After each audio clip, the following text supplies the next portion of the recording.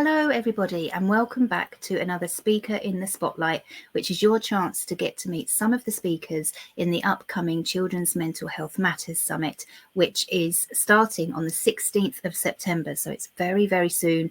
And if you haven't already registered, tickets to the event are free. So you can visit our website, which the link is with this interview, or you can visit children'smentalhealthmatterssummit.co.uk. And on that page, you'll be able to see the full lineup of speakers and register to be able to come along. So without further ado, I'm going to welcome today's guest, who is Lesley Thomas. So hello, Lesley. Hi, Cassie. How are you? I'm very well. Thank you for asking. How are you? Yeah, really, really well. Thank you. Amazing. Thank you for your time today. So I'm going to just head straight in and ask you to give us a little bit of an introduction to you as a person, not the businesswoman that you are, but what your likes, your dislikes, and that sort of thing for us, please. And it's so nice to be asked that question, can I first of all say, because I think when you're running your own business, people automatically tend to assume that is your life. And for me, you know, I am a wife and a mum, first of all, and a business owner comes, you know, very much after that. My children, Adam and Sam, are 16 and 18. My husband runs his own business as well. And despite the accent, people might be thinking I'm kind of over the border in Wales. I've lived in England for many, many years, and I'm about 3 miles from Stonehenge near Salisbury in Wiltshire. Oh, lovely, lovely. Amazing. And do you have any hobbies? What do you like to do? What hobbies do you have? Oh, you know, I must admit, I am a little bit of a workaholic. So I do spend a lot of my time running my business. But in my free time, I am a real fan of amateur dramatics. I love being on a stage with a microphone in my hand, either singing or pretending to be somebody else. So that tends to take up a lot of my time. But I also am a big socializer. I love spending time with friends and family and just getting a chance to get together, you know, and have some fun, basically. We travel a lot as well as a family, both in the UK and abroad. So if I'm not on a holiday, I tend to be planning the next holiday, basically, because that is where a lot of our energy as a family comes from, is actually exploring the world and having the opportunity to share those experiences together. Oh, that's lovely. And it's, yeah, memory making is huge part, isn't it? That's amazing. So yeah, that sounds amazing as well with the amateur dramatics. That sounds great fun. So moving on now to, you said you're a workaholic. So do you want to tell us a little bit about your business and what it is you do, how it sort of came about and who you help? Absolutely. So I'm the founder of the Money Confidence Academy, and it's quite a convoluted journey I've been on to get here. So the Money Confidence Academy, as it hopefully says, you know, the name on the tin, I help people to get confident in their relationship with money, because so many people are fearful of money, are fearful of talking about money, and are fearful of the impact that money has on them and their lives. But it was never a business I planned to run, basically. I planned to become a confidence coach. And I've always coached and mentored, but informally. As lockdown hit in 2020, I decided to retrain as a business coach that focused on helping other women who were either in corporate, looking to get out of corporate and move into their own business, because I had spent 20 years in corporate. So my plan was to work with those people, with those ladies, or people who had businesses, but they weren't making the income that they wanted to. And they recognized that was as a result of their money mindset and taking that a stage further, their relationship with money. But the more I studied the connection between confidence and self-worth and self-value, the whole subject of money kept coming up. So that was my eureka moment. That was when the Money Confidence Academy was born. From there, I started a podcast in 2021 called Let's Talk Money and More. And over recent times, my business has evolved in having an education arm to it, because I'm really, really passionate about financial literacy for children. because financial literacy, I wasn't taught financial literacy in school. I suspect you weren't either, because I don't know anybody who was, and that continues to be the case today. And I think we're doing a huge disservice to children by not teaching them about money, helping them to become financially competent, because through being financially competent, they can become money confident and break free from all those limiting beliefs that were largely passed on to them by their parents, and then they get integrated into their own sense of self-worth and self-value, and that stops them from having the kind of life experience they can have if they're provided with information at the age in which they can do something with it and they can create that change. Yeah, and that's amazing, and that's a huge, I think it's an amazing thing to do, because as you say, it's not taught in schools. I knew nothing about taxes, interest rates, anything that actually really matters when you leave school. So it's an amazing thing that you're doing, and very, very much needed. And so if people wanted to find out more about the academy, or about you and the work that you do and offer, where all of your links go with this interview, but do you tend to be in one place more than others? What's the best way for people to reach you? Yeah, well, my website has all my contact details, first of all, so that's themoneyconfidenceacademy.com. But as far as a social media platform is concerned, LinkedIn is my natural abode. So I tend to hang out far more on LinkedIn than anywhere else. But I am on Facebook, I am on Instagram, and I'm trying to be on TikTok, but that is probably my least natural place to hang out. But I'm trying to overcome my own limiting beliefs when it comes to being on TikTok, because I recognize there's a big audience of people out there that also need to be educated with regards to financial literacy. But LinkedIn is definitely my natural abode. Right, amazing. So do follow the LinkedIn link to be able to get access to Lesley a bit more easier than hopping over to TikTok. Yeah, absolutely. Amazing. So a slight change in direction now. I'm just wondering what it was that, so it's the first time you've joined the summit, which is amazing. And I'm just wondering what it is that sort of made you want to be involved in the summit and drew you to it. Well, first of all, I think, what you're doing in terms of highlighting the importance of people understanding how children's mental health is affected by so many different things.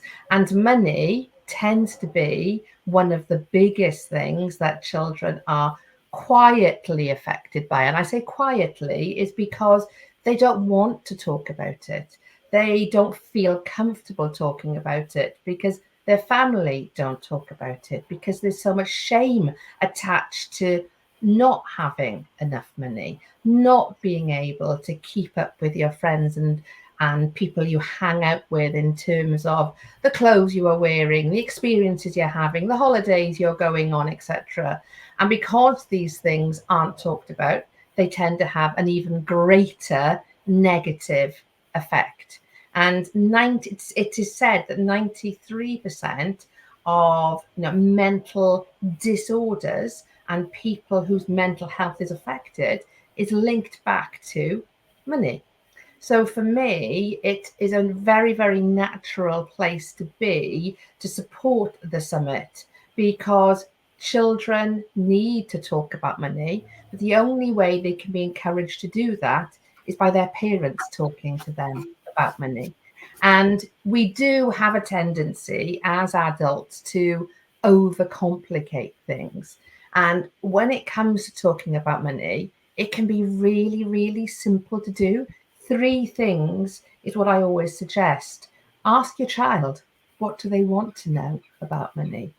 Remember what you wanted to know when you were their age.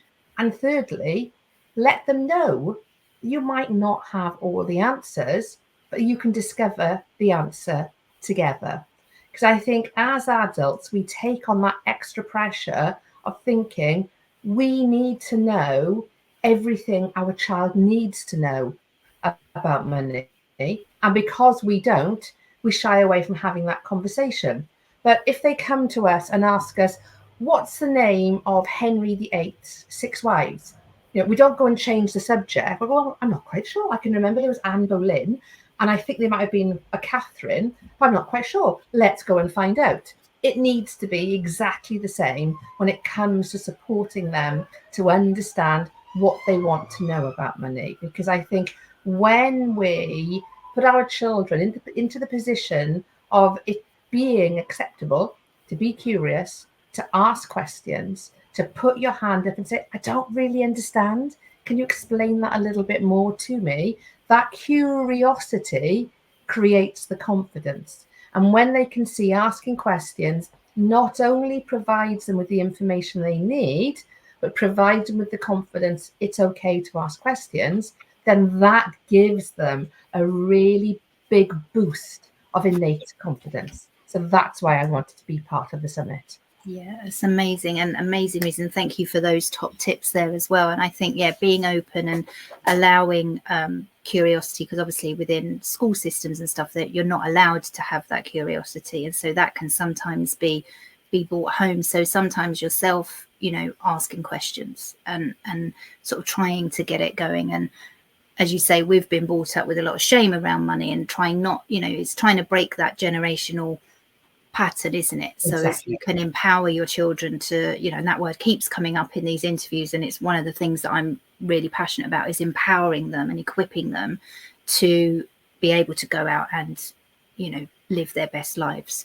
That's exactly it. Yeah. So thank you for so much for being part of this year's lineup. And without giving too much away, do you want to just give a sneak peek of the things that you will be covering within your talk this year? And you have hit the nail on the head there, empowerment. So, my whole talk is around empowerment through education, because the more you know about money, the more you can do to help yourself when it comes to that relationship that you want to have with money. It's helping children to understand that by the time they are 7, they will already have a money mindset. But that money mindset won't have been developed by them. It'll have been gifted to them by their parents. And I use that word gifted intentionally, because no parent sets out to give their children limiting beliefs around money, but that's exactly what happens a lot of the time. So in my talk, I give lots of tips and techniques on how you can start talking to your child about money from the age of 3 or 4. So when they're very, very small, but doing it in an age appropriate way, right through to when they are older teens and young adults, and exactly the kind of conversations and the kind of guidance you as a parent can be giving to them, so that they have the healthiest, most effective relationship with money that they possibly can. Because self-confidence is so linked to money confidence. Money confidence comes as a result of self-confidence, but it is something that is so interconnected. So the more that we can do to start having those conversations in a really, age appropriate way. And there's so many different tools, techniques, and ideas that I talk about during my presentation to give parents that confidence as well. Because when we have that sense of confidence, then we instill that confidence into our children. But of course, vice versa as well. If we are feeling unconfident, then we're going to be instilling that same lack of confidence. So throughout the presentation, I cover ways that parents can have those conversations that help to create a real sense of connection between them and their children, and the art of the possible as well. Amazing. And it is, trust me, the presentation that Lesley gives is jam-packed full of so much information. So I would really encourage you to take a look. And you know, there is never any judgment or finger pointing within this. We don't know what we don't know, and that's another reason why the summit is here. It's to show us new ways of looking at things, or things we hadn't thought of before. So, you know, if money is something that you have struggled with, then, you know, you can go on a journey together with your children and do, you know, work through it in that way, because sometimes you aren't comfortable at first, but it's about starting on that journey, isn't it? So, well, thank you so much for your time and for joining us today. Before we wrap up, is there anything else you wanted to add that I haven't asked, or are you happy that everything's been covered? No, I just think everything that you have done to put this event together is absolutely outstanding. And I can't wait to see all the presentations from the other speakers as well, because I know it's going to help so many people. And just to say a huge thank you to you for all the hard work that you are doing and have done behind the scenes. And I'm really, really proud to be part of it. So thank you. Well, thank you. Thank you for your kind words, and thank you for being part of the lineup. And we look forward to seeing another speaker in the spotlight very soon. But for now, we'll say goodbye. See you all later. Bye-bye.